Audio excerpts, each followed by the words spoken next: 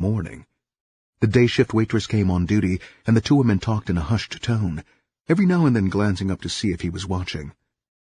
Someone came in the door. He looked up hopefully. It was just another one of the girls, who had been working the streets all night, coming in for a breakfast. "Hi, Teddy," she said, sitting down beside him. "Didn't you say earlier you was looking for Shirley?" She went on before he could answer. "I saw her getting Pee-wee's Cadillac. From the way they've been talking, I think they went to the west side to comp." Teddy felt his stomach sink. "How about loaning me $5, B?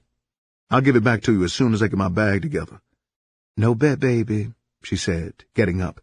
"If my man heard about me loaning you some money, he'd kill me." She walked over to the jukebox and played some records, then sat down at a table by herself. A sigh of despair escaped from Teddy. He knew now he was right back where he started from. Only this time, he had transportation. He got up and walked slowly toward the door. He'd already gotten a blow from Porky after telling him the news, so he knew his credit wasn't any good. He felt in his pocket. It hadn't grown any money since the last time he reached in there. He still had about 50 cents worth of change. He decided to put that in the gas tank. He drove up and down the street slowly, looking for Terry. If he could find her, he thought, he'd take whatever money she had made. Unable to find her, he pulled up in a gas station and spent his last 50 cents. While he was there, he opened the trunk and noticed the spare. He ended up pawning the spare tire and jack for $5. He rushed over to Porky's house and spent it.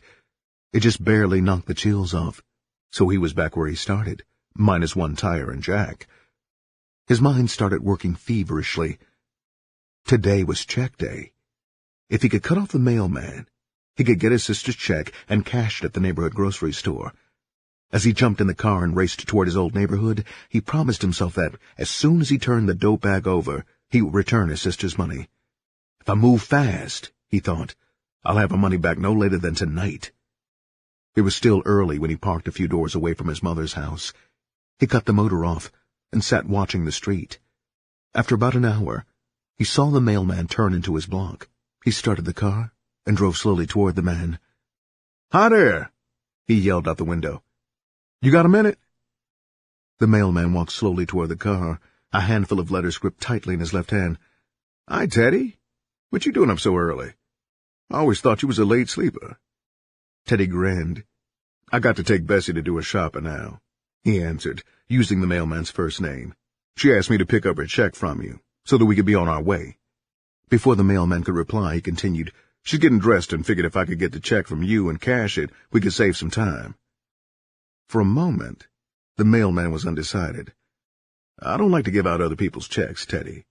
But since she's your sister, I guess it's all right this time." His words were like a stimulant for Teddy. He couldn't believe his good luck. He held his breath while the mailman looked through the mail. Finally, he found a long envelope and held it out toward Teddy. Bessie had grown tired of waiting for the mailman to show up with her check. She grabbed her coat and stepped out on the porch. "I'll be back shortly, Mama," she yelled at her mother as she went out the door. "I just want to see if the mailman's coming." She stepped out on the sidewalk and stopped. "Damn if that don't look like Teddy," she thought as she put her hand up, shading her eyes from the glare of the sun. She saw the mailman hand him something, and her heart leaped. It couldn't be, she told herself, as she started running in that direction. She watched Teddy as he climbed back in the car and drove off. Tears ran down her cheeks as she tried to run faster. Before she reached the mailman, she started yelling, "He didn't get my check, did he? You didn't give him my check, did you?" Her voice sounded shrill in the still morning air. The mailman stopped and stared stupidly. He had heard her, yet the words didn't seem to make any sense. She finally reached him. She clutched at his arm. "He didn't get my check, did he?" she asked breathlessly. The wind blew her hair in her face, covering some of the tears running down her cheeks. The mailman nodded his head up and down, too shocked to speak, wondering what he had gotten himself into. Already he was thinking what he could say to his supervisor to explain this mess. Suddenly a police car turned the corner and came slowly down the street. Bessie ran out into the street and blocked its path. Before it could stop, she ran around the car and began talking. "Just a little slower, ma'am," the driver said. His partner opened the door for her to get in. The mailman came over and explained what had happened, then pointed out the direction Teddy had taken. "I don't know what we can do, other than make out a report, miss. He's probably long gone by now," the driver said in a bored voice. "If you hurry, we can stop him," she blurted. "He's got to cash it, and I don't think he knows but one store to cash it at." "You know where that's at?" the driver asked quickly, the excitement of an arrest instantly replacing any feelings of boredom. He turned the car around as she gave directions. In a matter of minutes, they were parking behind Teddy's car. He was leaning over the counter, writing on the back of the check, when Bessie and the two policemen walked in. At their approach, he wheeled around. Fear instantly flashed across his face. He could feel his stomach lurching and his knees began to tremble. As his sister snatched the check from him, he turned his face away, so she wouldn't see his shame. "How could you, Teddy? How could you?" she asked angrily.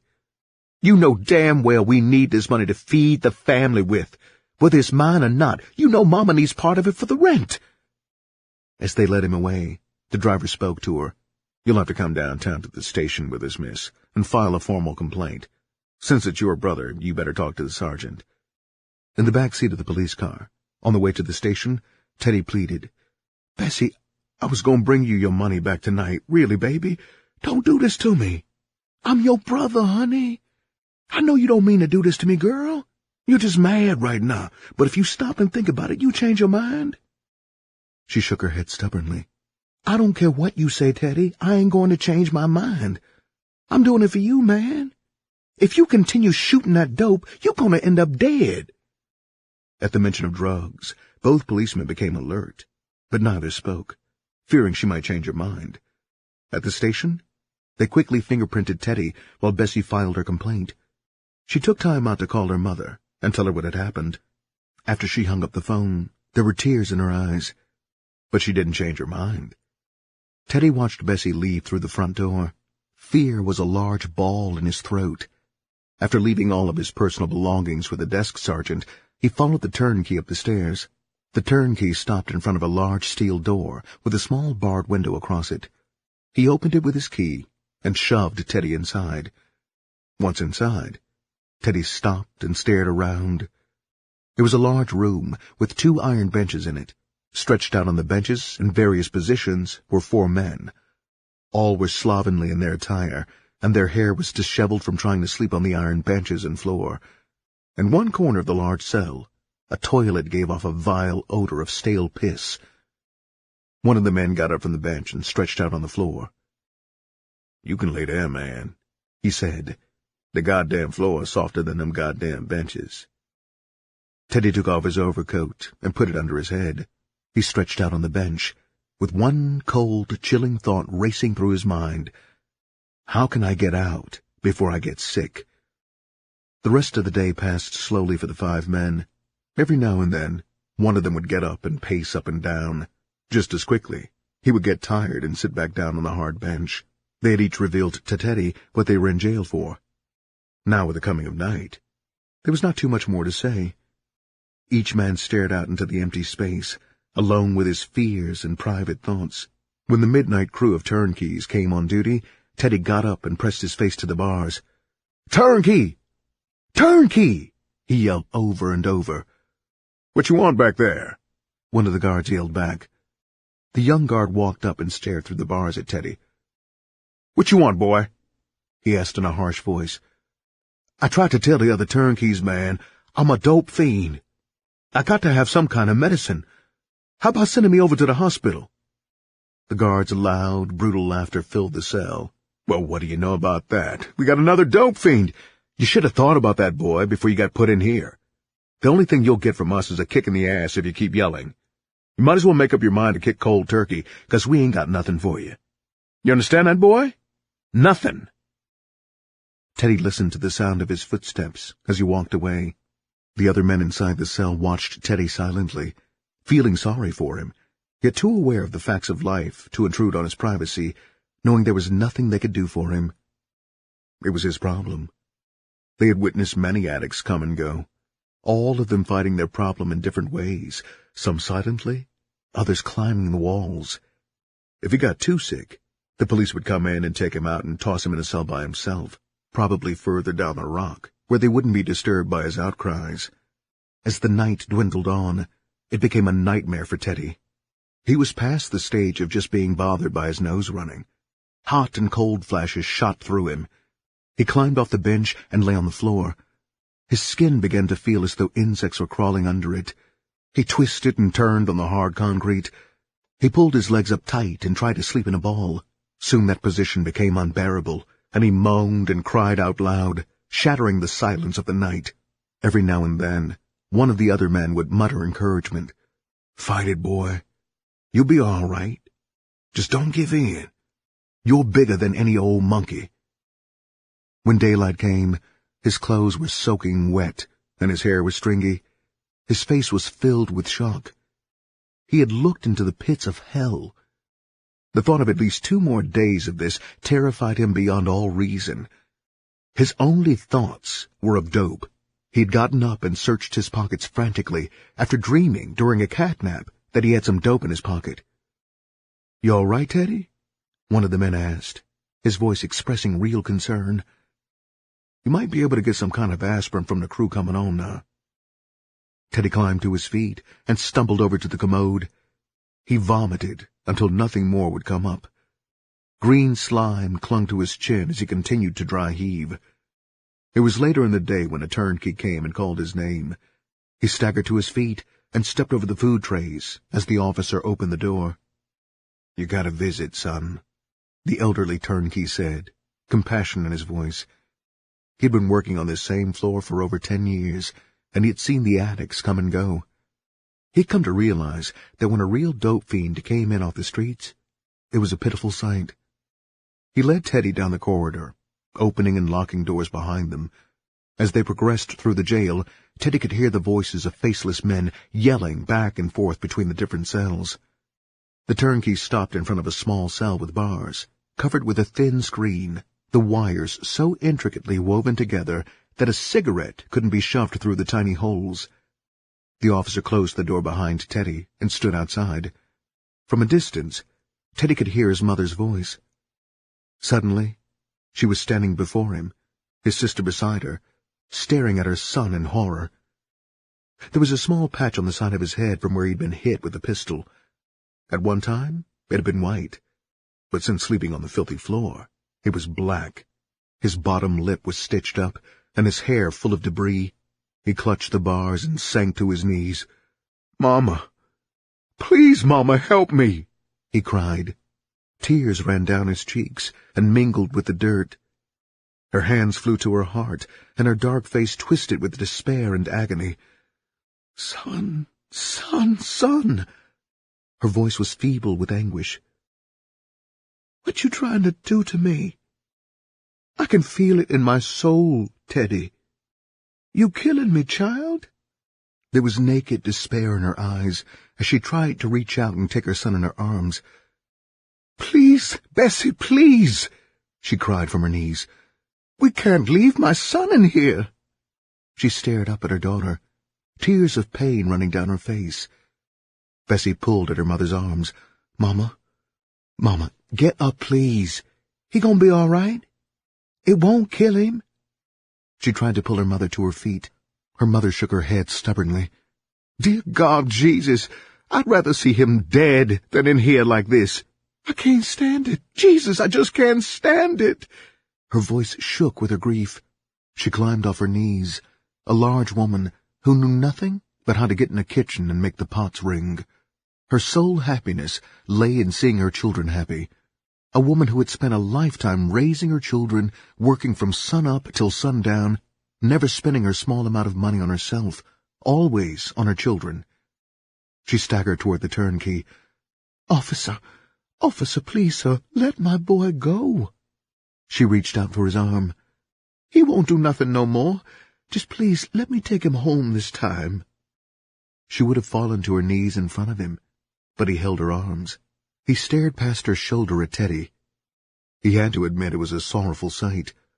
The boy looked like someone had beaten the hell out of him. "I can't do nothing, lady. It's up to the detectives. You'll have to talk to them." Bessie stared at her brother clinging to the bars. "I swear to God, Teddy, you're the sorriest excuse for a man I've ever seen." She walked over and put her arms around her mother's shoulders. Mama, don't carry on like that. He just ain't worth it." Her mother turned and stared at her. There was anger in the tear-filled eyes. "Don't tell me what my child ain't worth, Bessie. You hear? Just don't do that. I had him, just like I had you. You two is all I got in this world next to your children, so don't tell me he ain't no good." "What you want me to do, Mama?" she asked in a subdued voice. "You got him in here, Bessie. Now you get him out." She walked over to the bars. "I don't care what you done did, boy. You're mine, and I'm going to do all I can to help you." Teddy got up off his knees. He was feeling better already. Just the thought of getting out was like a burst of sunshine on a cloudy day. Bessie walked up to the bars. "I ain't said nothing about getting you out, Teddy," she said without conviction. "Mama, he needs to be here for a while," she said, trying to reach her mother, hoping to make her understand. "Mama, he's a dope addict. It ain't no way for him to help himself unless he stays in here and kicks that habit." Her mother began to plead. "Bessie, I'm asking you, child, to get your brother out of here." Her voice became firmer. "If you won't do what I ask you, Bessie, I'm going out of here and go to the bank and get that money I've been saving and get him a lawyer to get him out. It's up to you." "You can't do that, Mama. You've been saving that money for 2 years so you could get you another stove," Bessie said, still trying to use reason. "Stove don't mean nothing to me, child. I want my boy out of there, if it takes the last penny I got in this world." Bessie shrugged her shoulders and turned to the turnkey. "I guess I better see the detectives. Could you show me where they're at?" "You'll have to wait until after I lock him back up. Then I'll come back and show you the way," he answered. He led the women toward the elevator, then returned and took Teddy back to his cell. Teddy paced back and forth in the large cell. The monkey seemed to sense that relief was coming. His legs continued to ache, while flashes of chills raked his body, but he managed to suppress most of the pain. His mind was fever-ridden. All he could think of was where to get a fix. He tried to sell his shoes to one of the inmates, but the man only laughed. "You gonna need them, boy. It's snowing outside," one of the other prisoners said. Each time he heard the turnkey coming down the hall, rattling keys, he rushed to the door and stood there shaking. After what seemed like an eternity, he heard someone unlocking the door. The guard called his name. "I'll be seeing you guys," he yelled, as the guard told him to bring all his belongings. The prisoners watched him leave, torn between wishing it was one of them leaving and being glad to see him go.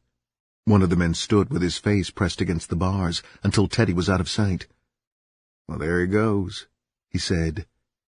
"I wonder how long it will be before he's back again." The turnkey pushed all of Teddy's belongings across the desk to him.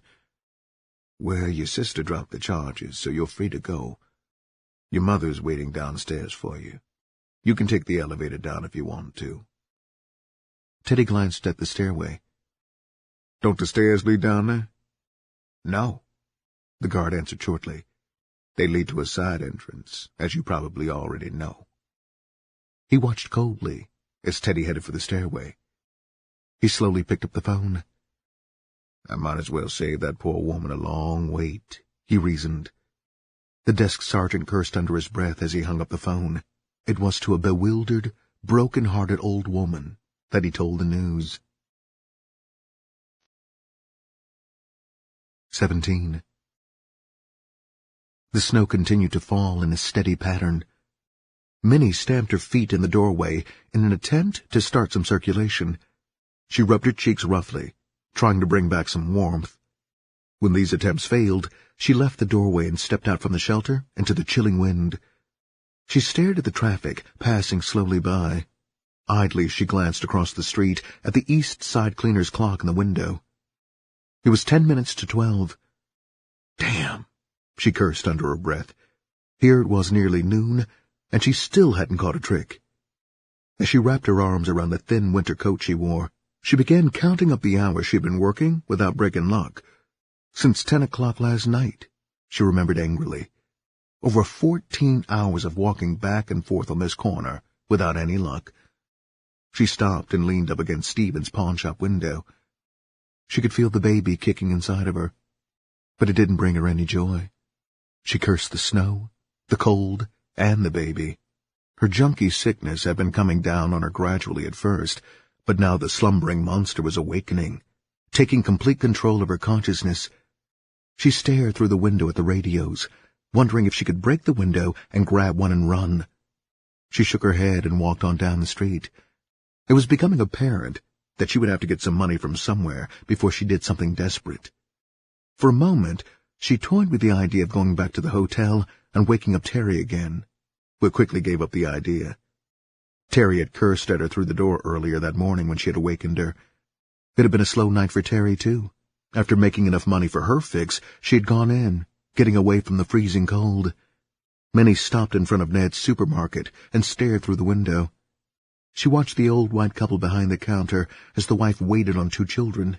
She gave up the idea of going in, because there was nothing out on the counters worth stealing. A sharp pain shot up from her stomach, causing her to bend over. She waited until it had passed, trying to make her mind stronger than the pain. From the dilapidated doorways, other prostitutes watched Minnie from hooded eyes. Some of them had the same problem. Their monkey was hungry this morning, too. Others had a problem, but it wasn't a habit.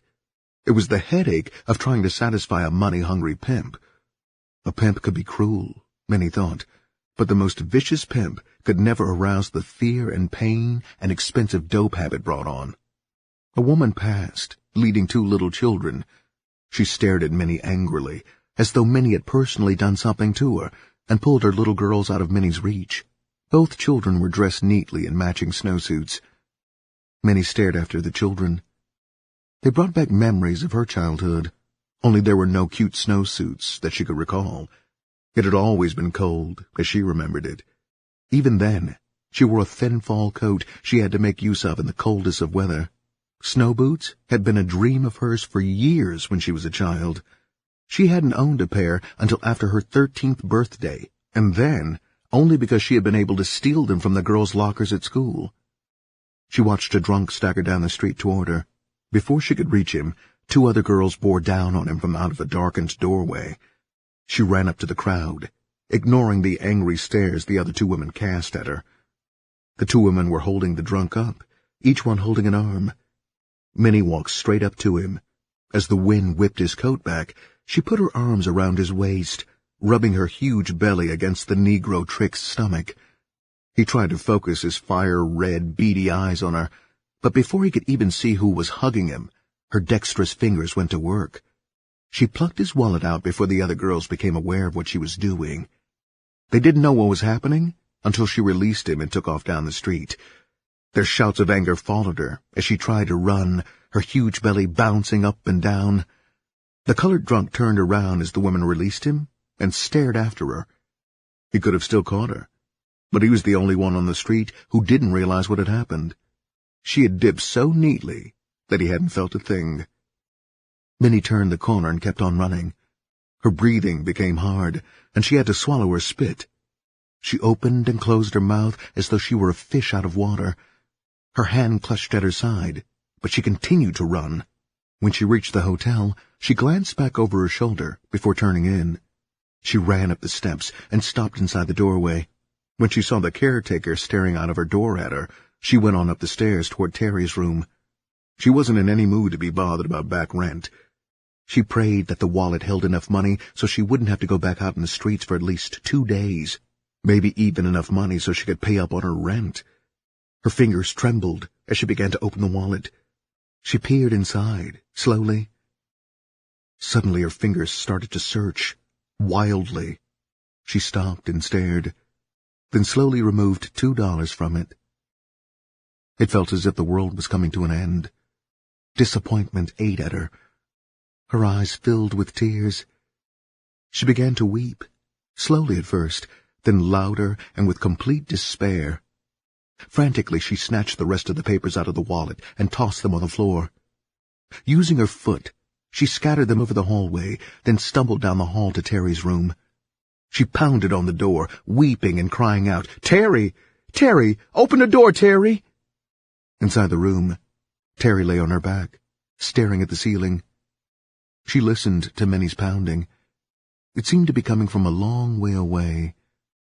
Her eyes scanned the dresser first, making sure her dope was out of sight, before climbing out of the bed and making her way to the door. Her long black hair fell down across her shoulders, and she took her hand and tossed it out of her face. She was still very attractive, yet her eyes were beginning to show the strain of constant using. "What you want, girl? A person ain't able to get no sleep in this goddamn hotel for your ass. Don't you never get tired of beating on my fucking door?" Her words were hard, but her voice was low, and without malice as she opened the door. "I just beat a trick for his wallet, Terry, and wasn't nothing in it but $2, Minnie managed to say, fighting to regain her breath. Her words came out in a rush, but they were so mixed up with her sobs that for a moment Terry couldn't understand her. Minnie leaned her back against the door, still trying to regain her breath. "Is that all you woke me up for?" Terry asked, unable to hide her rising anger. "You could have at least waited until I got up. You know damn well I worked all night, and I just come in a few hours ago."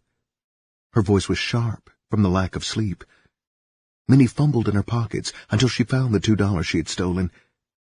"He didn't have but $2 in his wallet, Terry, so I come up here. I thought if he'd had a fat wallet, I'd buy us both a blow this morning." She waited, staring at Terry's face. "That's the real reason I came, honey. I thought I had made a big sting, but I didn't open the wallet until I got outside your place, so after I found out there wasn't no money in it, I come in anyway." Terry looked up quickly. She knew what this was leading up to. "Well, I could have used a tooth this morning, because I sure didn't make any money last night." She looked away, not wanting to see the disappointment that spread over Minnie's face. She tried to make her heart cold. There was really nothing she could do for Minnie this morning. Her money was short. Minnie could feel her stomach lurching. There was despair in her voice as she asked, "I don't need but $3 more, Terry. Then I could get a blow and get my sickness off." "Ain't nothing I can do about it," Terry stated, her face assuming the expression of a ruthless dope fiend, lips turning downward in a cruel, unyielding line. "I ain't got but $10 left, baby, and I need that for when I get up." There was desperation in Minnie's eyes as she walked over to the bed and clutched at Terry's arm. "Why don't you loan me half of that, Terry? I'll make it back before you get up." Terry shook her arm free and drew back. "No good," she yelled and shook her head. "I ain't buying that shit. When I wake up, I'm going to be sick, and $5 ain't gonna get my sickness off. You been out working since last night, girl, and you ain't made but $2. How you think you gonna make any money in the next 2 hours if you didn't make any all night and morning?" Minnie stared down at her girlfriend, too sick to argue. For a full minute, she thought about the knife in her coat pocket. It wouldn't be hard to pull it out and make Terry give up the money. She was tempted to try, but rejected the idea. $10 wouldn't get but one fix, and then she would have blown Terry's friendship. In that light, she decided to pass it up. Sometimes when Terry took off a good trick, she would find her and give her a blow. With that in mind, she turned and staggered from the room. Terry watched her go with mixed feelings. As soon as the door closed, Terry ran over and locked it. She then walked to the dresser and removed a small package from a drawer. She opened up the small pack of dope. There was just enough left in the package to make up 2 more hits. Her conscience disturbed her for a moment. She could have given Minnie a blow and still have enough to wake up on. She also had $10 worth of cash left, but she always kept $10 for don't-go money. Terry took her time fixing up. The thought ran through her mind, just before sticking the needle in, that she could still run out and catch her friend. She pumped the dope into her vein. The drug hit immediately. She lay back on the bed and went into a deep nod, the spike still dangling from her arm. Minnie made her way out of the hotel and headed straight for Porky's. She made herself believe that Porky would feel sorry for her and give her some credit. Big Ed let her in the apartment. "God damn, that stomach of yours is sticking out a fucking mile," he said as she came in the door. I bet that box is hot as an oven, Porky said from his large chair. He crossed his huge legs, and the blood-red bathrobe he wore slipped open. Minnie made her way over to Porky. "I ain't got but $2, she said, and held the money out to him. Porky moved forward and ran his hand under her dress. Girl, how you can stand working out there in all that cold weather without any pants on is beyond me," he said, still feeling under her dress. She opened her legs wider and stood wide-legged. "I'm sorry, Porky. You gonna help me?" There was much more than just begging in her voice. There was the sound of total despair. He removed his hand from under her dress and stared into her face. It was all there for him to see. "Will you listen to that, Ed?" he exclaimed loudly. "If I remember correctly, this was one of those smart-ass bitches that talked plenty shit a few months ago." "That wasn't none of me," she answered quickly, then tried to shift the blame. "You know that's Terry who always talks smart to you, Porky, not me." "All you dope fiends are the same," Porky stated brutally. "You ain't got no respect for nobody. Terry been taking care of your habit most of this winter, yet here you are, ready to sell her out for a fix."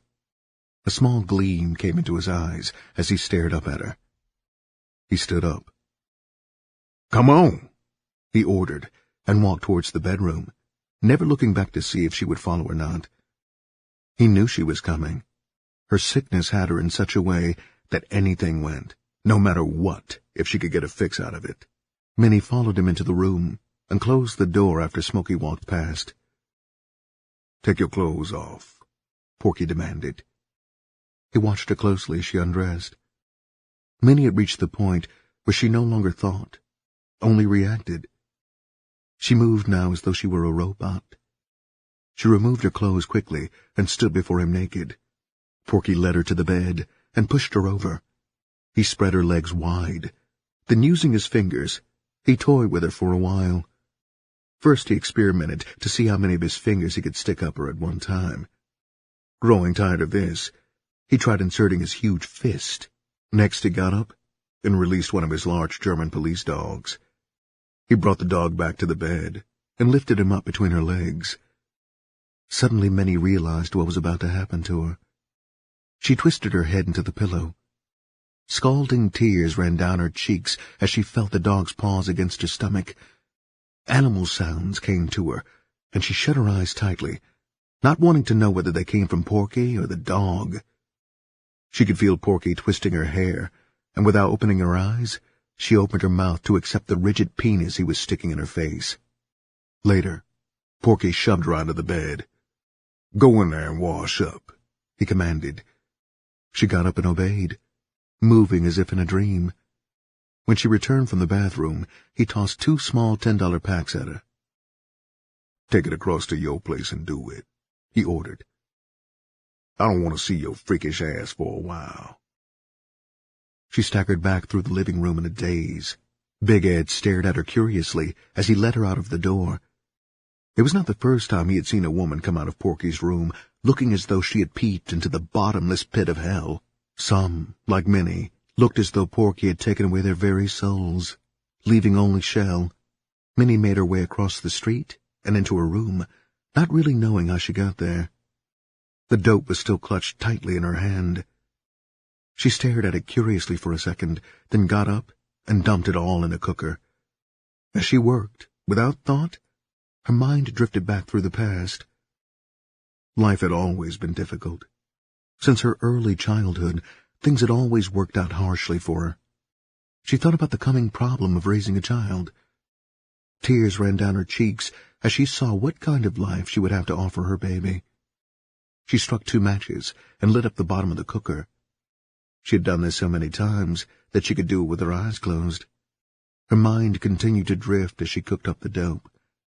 The thought of her child coming into the world as a dope fiend saddened her. If she'd only committed herself, things would have been different. Suddenly the lighted matches burned her fingers. The pain made her release the matches and the cooker. Dope spattered all over as the cooker took a bounce when it hit the varnished floor. She stared down at the spreading puddle of heroin. It had all been for nothing, she thought. Her mind began to play tricks on her. What had been for nothing? For a moment, she couldn't remember anything. Then she remembered one of her drunken mother's boyfriends getting into bed with her one morning when she was a child. The pain, her mother's anger, directed more at her than at the man. Later that morning, she had prayed to die while lying in her bed. When she awoke, she had been hurt and angry that her prayer hadn't been answered. Without hesitation, she began to pull the dresser into the middle of the floor. When she got it in place, she got the only chair in the room and climbed up on it and cut down her clothing line. Now she moved with calm deliberation. She was doing something she had thought about on many occasions. How many times had she lain in this very room, sick, knowing there was a way around her problem? The idea of not waking up sick anymore brought a slight smile to her lips. She undressed slowly, removing all her clothing. She hesitated briefly, wondering if she should wash, but the thought flashed through her mind that no amount of water would ever get her clean again. Then she remembered the dog and Porky. Tears started flowing down her wrinkled brown cheeks. She reached up toward the ceiling and grabbed the chain the light bulb hung from. She removed the light bulb and placed her clothesline around the chain. She twisted the rope together so that it wouldn't bust from her weight. She tied a sliding knot in the rope and put it around her neck. When she thought everything was ready, she stepped off the chair. Her legs kicked viciously, reaching out for some support, but she kicked over the chair. The shadow on the wall revealed a grotesque dance of despair, an ending of horror, the beginning of peace. 18.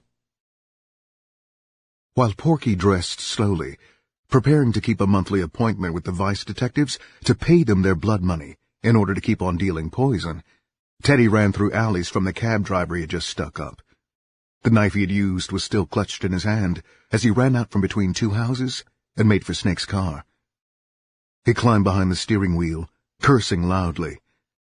$6 funky-ass dollars, he thought angrily. I risked my life for $6 stinking-ass dollars. He started the car up. One of them would have to go for gas, he reasoned, staring down at the gas gauge. When he reached Porky's, he had to stand in line with two other addicts who were trying to get credit. Bear, a short, dark Negro with a long scar across his face, cursed. I spend close to $100 a day with you bastards, Ed, he yelled angrily. I ain't but $3 short, man. I know you can stand that. Big Ed shook his head. Porky's in the bedroom, Bear. I just went and asked him about it, man, and he said he ain't giving no credit up today. Lenny, Bear's hustling partner, spoke up. We didn't have no car this morning, Ed. That's why we were short. Now Teddy here got some transportation, so we'll have some cash in about an hour. All we want is some stuff to hold us until we come back from hustling. Again, Big Ed shook his head. Ain't nothing I can do about it. I ain't going into my own pocket to help you junkies out. Bear glanced around the room angrily. He stared at Gigi, who was cradling a shotgun across his knees. Nigga, don't point that gun in my direction, he stated, his eyes flashing fire. You punks get these funky-ass jobs of being doormen and let it go to your goddamn heads, he yelled in Big Ed's face. That's enough of that shit, Porky yelled as he came out of the bedroom. You ain't turning my place into no goddamn arena, Bear. The man told you ain't no dope unless you got the money, so make the best of that. Lenny stepped up. He was tall, thin, with long hair that at one time had been a process. He pulled on Bear's arm. He knew there was no win for them there. Also, he didn't want to be denied entry into Porky's house.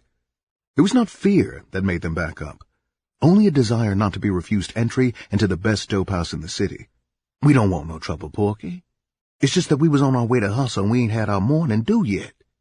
He hesitated, then added, We thought, 'cause we spend so much money with you, we could get a small favor this morning. Between us, we spend at least $100 a day with you. The only favor I can do for you is to sell you a $10 pack today, Porky replied coldly. Every dope fiend that comes through my door spends money with me, but I sure give him what he wants to buy. I'd say if you ain't got enough money, you best pull what you got together and let that hold you. I ain't got but $5, Teddy said quickly. He wiped his nose on the back of his hand. Bear went into his own pocket, still grumbling. He pulled out a $5 bill and gave it to his partner. All three of the men stared angrily at Porky. It was just a matter of allowing them some time. Porky knew that they could be out in the streets stealing. If they didn't go to jail, he'd get his money, because something would be stolen and sold. Smokey came out of a nod, and her arm brushed a glass of water off the armrest of the couch. The glass hit and cracked, sending bloody water and glass all over the filthy floor. Her eyes searched the room. "Irene?" she called, as she noticed the young, chubby girl sitting at the kitchen table nodding. "Bring a broom out of the kitchen, honey, and clean some of this mess up." Irene glanced up from her nod, saw who was speaking, and got up to get the broom. As she passed, Teddy grabbed her arm. "Hey, baby, let me get $3 or $4 from you until we get back," he asked. She jerked her arm loose, then snarled over her shoulder, "Why don't you ask that white bitch you supposed to have for some money?" "Fuck that bitch," Lenny said, as he turned toward Porky. "We got $16 altogether. I'll take the responsibility for the other $4, and I'll bring it back as soon as we score." "Smokey!" Porky yelled. "Make up 3 $5 packs for these people." He turned and grinned at her. "That way they won't be in my debt." Bear cursed. Teddy groaned, realizing a $5 pack might not be enough to get their sickness off. Lenny was too old and experienced to let his feelings show. But in his heart, there was a burning rage. He hated Porky with a passion. The years had been bitter for him. He could remember when people like Porky used to bend over backwards to be his friend. Yes, before he started using, it had been a different story. Promising young pimp with a stable of 4 whores and a Cadillac. Smokey made her way into the bedroom without comment. She wondered idly what kind of fun Porky got out of playing with his customers. She knew they were worth the $4, because all 3 of them were thieves. As she started to go past the bed, one of the dogs tried to stick his nose under her housecoat. She ignored him and continued on to the closet. The dog followed, smelling at her feverishly. She opened the closet door and spun around on the dog. He stopped suddenly, but he was too late. Her hand came out of the closet with a short black whip. The dog tried to escape, but she brought the whip down on his face before he could turn away. "You black son of a bitch!" she cursed. "I may have trained you, but I'll break you too, you bastard." She swung the whip again, catching him across the back. The other dog froze to the floor, not moving, trying to appear a groveling lapdog. Smokey tossed the whip on the bed and got some dope out of one of the coat pockets. She walked over to the bed and began to make up the packages. When she glanced up at the dogs, both of them were staring at her. She reached for the whip, and both of them started to cringe. "Just as long as you bastards know your place," she mumbled. But as she said it, she realized that the dogs were becoming a problem. They were both too big to be so freakish. She made up her mind that in the near future, she'd have to poison one of them. The other could go a little later. If Porky just had to have a freakish dog, she'd get him a small poodle and train it. Smokey brought out the tiny bags and held them out to the men. They accepted them, because there was nothing else they could do. Porky went back into the bedroom and continued dressing. A little later, Big Ed came into the bedroom. "Dave's got the car from Porky," he said. "Here, Daddy," Smokey said, holding out his cashmere overcoat. Porky slipped on the expensive coat and stood in the middle of the room, undecided. "I hate to leave them niggas here, Ed," he said, thinking out loud. "Bear might try and get me when he finds out ain't nobody here but Gigi and Smokey." He glanced at his watch. "We still got 15 minutes. We'll wait until they leave, or put them out before we go." When they went into the living room, Lenny was having trouble hitting in the neck, but Bear finally caught the vein for him. After shooting the dope, they got up to leave. Porky and Big Ed followed them out of the apartment and down the steps. The men didn't bother to speak to each other, as each group went its way out on the street. Bear and Lenny piled into Teddy's car. He started the motor and watched Porky and Big Ed climb into the Cadillac. "I wonder where he's going," Teddy asked quietly. You think he's going to cop now? The question went unanswered, as the men wondered to themselves if that was what Porky was on his way to do. Why don't you follow him for a few minutes? Bear asked on the spur of the moment. The big caddy leaped away from the curb. The men in it were not aware of the smaller car that pulled out more slowly in their wake. They hadn't gone more than 4 blocks when Porky ordered his driver, Dave, to pull up to the curb and park. I won't be but a few minutes, he said, as he lifted his huge weight out of the car. Big Ed and Dave remained quiet as he got out. They knew he was going to make the payoff. He did it every month. The only thing that varied was the place where they dropped him off. He never went to the same spot twice. They watched Porky as he waddled down the street, too occupied to notice the car, with Teddy driving, go slowly past. When they saw Porky get out of the car by himself, Bear shouted with joy. "He's going to cop!" he yelled. "Man, he's really on his way to cop!" He turned to Lenny. "Let's take the fat son of a bitch off now." This was something Teddy hadn't figured on. Robbing Porky had never entered his mind, really. He sat shaking with fear, hoping that Lenny would refuse. "What you think, Teddy?" Lenny asked. "Should we wait until after the fat bastard cops, or should we rip him off now, while he's got the cash on him?" The question was a two-bladed one. Either way was trouble. "I don't know," Teddy answered truthfully.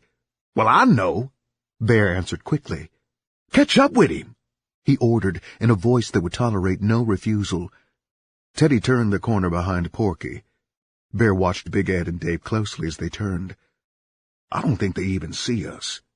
"All they were watching was Porky's fat ass," he said. "Park behind that car up there," he ordered, pointing out a car in front of Porky. "Duck, Lenny!" he yelled as they went past the fat man. Teddy pulled into the curb, moving at the commands of the other men, unable to make his own decisions. Porky noticed Teddy at the steering wheel as the car went past. It only annoyed him that Teddy had seen him walking. His mind didn't give off any warning. He continued on his way, hoping to get far enough away so that Teddy wouldn't see whose car he got into. As he started past the car, the door opened, and Bear jumped out. In that instant, Porky realized his mistake. His heart leaped, and fear choked his mouth and throat. It was the same fear that used to fill his soul when he was a child, and the neighborhood kids ganged up on him. The terrible fear of not being able to move, of being rooted in cold terror. Bear snatched him around and pushed him over onto the car. The knife he held was inches away from Porky's face. "What's the matter with you guys? What you want from me?" Porky managed to ask. Lenny was already fumbling with his pants pocket. "Where's the rest of your money, Porky?" he asked, as he pulled a large bankroll from Porky's pocket. "We ain't got time for games, Porky." Porky could feel his legs giving out from under him. He wondered if he could stand without their aid. In his heart, he knew he was a coward. His huge size meant nothing. Any amount of exertion was enough to cause him pain and loss of breath. Even now, he could feel his breathing becoming shallow. It was pure terror that leaped from his eyes. He glanced up and down the street, praying to catch sight of the detectives. Bear swung his fist into Porky's stomach, a hard, short blow. Porky grunted as though someone had let out all his wind. "The rest of the money, Porky!" Bear growled angrily. "We want that money you was going to use to cop with." Hastily, Porky fumbled under his coat and drew out the envelope containing the detective's $1,000. He shoved the money at them. "That's it!" he cried. "Take it! But please, just leave me alone!" Lenny grabbed the envelope and glanced in it. He could see the $100 bills. "This is it!" he yelled excitedly. "We got it!" Lenny jumped back into the car. "Come on, Bear! We got it!" Bear didn't bother to answer. His fists began to move viciously. His punches rained down on Porky until the fat man fell down on his knees. Then Bear kicked him viciously against the head. As Porky fell at his feet, Bear took his knife and bent down and stabbed him twice in the fat of his shoulder. As he watched, Teddy saw the knife plunge down. "Don't kill him!" he screamed in panic. Quickly, he started the motor of the car. "Oh, my God!" Porky screamed. then started to shriek at the top of his voice. He sounded like a woman as his voice became shrill. Not wanting to be left behind, Bear leaped inside the car just as Teddy started to pull away from the curb. Before the car disappeared around the corner, Porky staggered to his feet. A black, unmarked police car pulled up in front of him. The two detectives sitting inside the car stared at Porky for a moment. Then one of them jumped out. He grabbed Porky around the waist and tried to hold him up. "Looks like somebody done worked old Porky over," he yelled back to his partner. Porky stared at the police officers. His voice wouldn't come back to him for a minute. It wasn't the pain, really. It was the shock. He was scared almost out of his mind. He glanced up and down the street, afraid the men would come back. "I'm going to need some help," the detective called as he staggered under the load of Porky. The other officer got out of the car. "Has he still got our money on him?" he asked as he came around the police car. "I don't know," the first white officer replied as he expertly ran his hands through Porky's pockets. Porky shook his head. He managed to find his voice. "They took all my money. Every penny of it." He felt the blood running down his back and almost fainted. "I'm bleeding to death," he screamed in the officer's face. Between them, they managed to get Porky in the car and rush him to the nearest hospital. One of them called Smokey and informed her of what had happened. Smokey locked up the shooting gallery and rushed toward the hospital, carrying a fresh $1,000 for the detectives. They met her in the lobby. After she paid them, they left the building, already assured by the doctors that Porky would be all right. Smokey waited for 2 hours until Porky was ready to leave, his left arm in a sling. They caught a cab in silence, both of them deep in thought. Porky directed the cab around to where he had left his Cadillac. Dave and Big Ed were still sitting where he had left them. Their faces showed their surprise as they watched Porky climb out of the cab with his arm in a sling. The sight of Smokey beside him was an extra jolt. They both wondered who was at the house taking care of the dope traffic. It was almost unheard of, both Smokey and Porky being out of the house at the same time. As they rode back toward the shooting gallery, Porky explained what had happened. When he got out of the car in front of his flat, he pulled Big Ed aside. "There's $3,000 on every one of them motherfuckers' heads, Ed. I want you to take care of this personally. When you get them, bring them here." He held out the key to the downstairs flat. "This will get you in the back door." He removed another key from his key ring. "This is the one to the car. You take Gigi with you." They walked toward the house. When they got inside, Smokey was already on the phone in the bedroom. Gigi followed Big Ed into the bedroom and sat on the floor. They listened as she called one dope dealer after another. Each one, she promised the same thing: a piece of pure dope if the dealer could help them put their hands on either Teddy, Bear, or Lenny. "How long you think it will take?" Gigi asked, as Porky gave him a small amount of dope to use. Porky shrugged. "I don't care if it takes a lifetime, just as long as one day I see them punks downstairs tied up." After hanging up the phone, Smokey stretched out on the bed so that Big Ed could hit her in the neck. Before he was finished, the phone rang. Porky answered the phone, and a smile broke across his face. When he hung up, he walked to the dresser and removed a package. "Bear and Lenny are over at Count's house on the west side." He tossed the package of dope on the bed. "You know where Count's dope house is at?" he asked. Big Ed shook his head. "I do," Gigi stated, picking the dope up off the bed. "What do we do when we get them?" he asked coldly. "Don't let that worry you, Gigi," Porky replied. "Ed knows what to do." Ed grinned. He ran the dope into Smokey's neck. The sight of the abscess on her neck disturbed him for a moment. "You better do something about this abscess, Smokey. It's getting pus in it." He removed the long needle from her neck vein. "What about the money they might have on them?"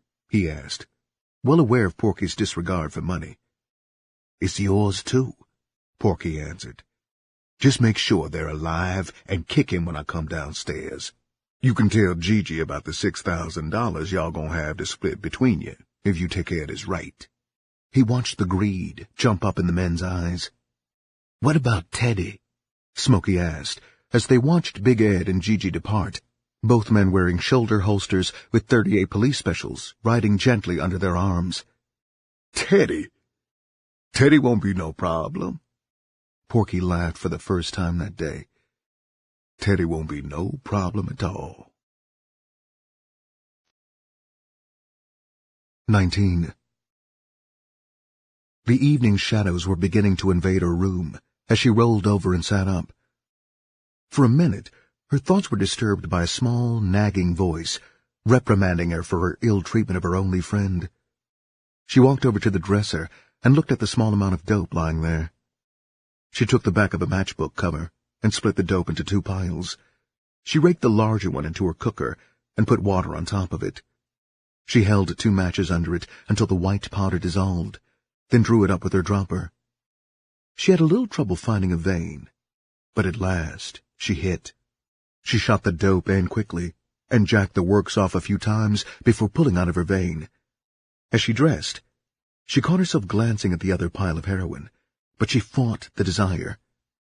Before she could give in to it, she folded the dope inside some tinfoil and left her room.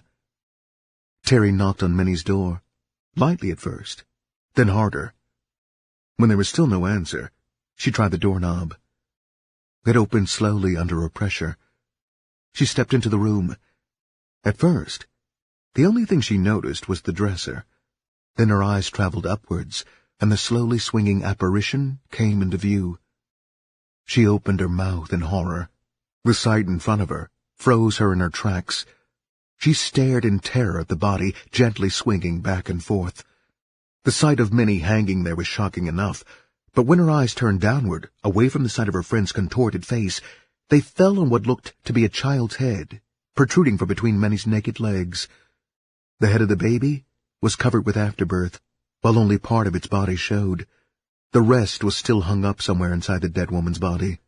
Terry's first scream shattered the stillness of the small hotel. Her second and third followed in sequence of sound uninterrupted by the arrival of some of the hotel residents. One of the men reached for her in an attempt to quiet her down. She jerked away from him. Then her foot slipped, and she fell on the floor, her hands sliding through the waste that had escaped from Minnie's body. She raised her hands and stared at the excrement on them. The feces only increased her horror. She screamed again and again. The men managed to get her out of the room and into the hallway. Once outside, 2 women tried to help her. She held her hands behind her back, afraid to look at them. When one of the women wiped the feces from her hands, she began to scream again. The police arrived and called an ambulance. They had to strap Terry to a stretcher before they could get her out of the building. One of them held her down, while another gave her a shot. Her screams still rang from the walls as they took her from the hotel. People stood around in small clusters and discussed the suicide. It had helped to remove the dullness from their lives. It was something to talk about the rest of the winter. When they mentioned Terry, they shook their heads, not really knowing what would be the outcome in her case. The only thing they could agree on was the fact that none of them had ever heard a woman scream like that before. Porky sat at his window, looking out. His house was empty for one of the few times of its existence. Since Ed and Gigi left, he'd kept the doors closed, refusing to allow even his best customers in. Smokey sat on the couch, nodding. Earlier in the evening he had watched as they carried Minnie's body out of the hotel. His eyes had widened in surprise as Terry came out of the hotel strapped to a cot. Smokey had roused herself enough to go across the street and find out what had happened. Now, with only the streetlights revealing the shabbiness of the neighborhood, Porky waited and watched. This was his street, he thought. Everything that happened on his block had a way of coming back to him. Now, as he watched, a car pulled up with a young white man driving. He wondered curiously who the woman could be turning the trick with the whitey. He grinned when the woman jumped out of the car. It was tall Donna Jean, a sissy who worked in drag.